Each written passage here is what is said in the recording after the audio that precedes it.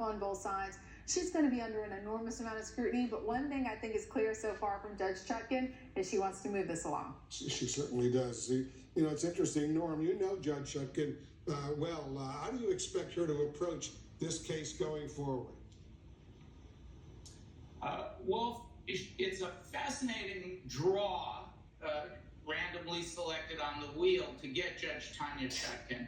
Like me, her background is as a defense lawyer, and she was known as a ferocious advocate for defendants in criminal cases at the D.C. Public Defender's Service, which is our nation's premier public defenders.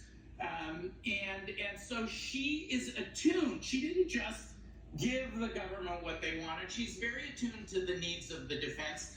I think she'll decide the issues fairly. She'll have tough questions for both sides. But in this case, when you get down to the substance, there is no First Amendment right of a criminal defendant, as Donald Trump wants to argue, to use this discovery material.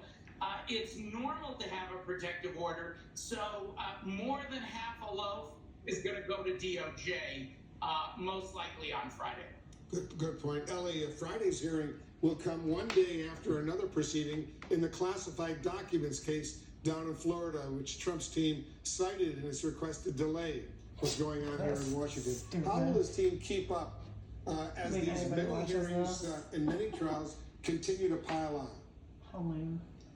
It's a real challenge, Wolf. We now have 3 indictments on the books, and I think we're likely to see a 4th soon. And his legal team can only handle so much. But the big question that the judge is going to have to decide, and now we're talking about the Florida case, Mar-a-Lago, different judge, Judge Cannon, is will she move back that trial date? As it stands right now, the trial is set for May of 2024. But since the judge set that date, DOJ has come in and superseded. They added a 3rd defendant, and they added 3 new charges against Donald Trump. Now, as a prosecutor, Wolf, when you supersede,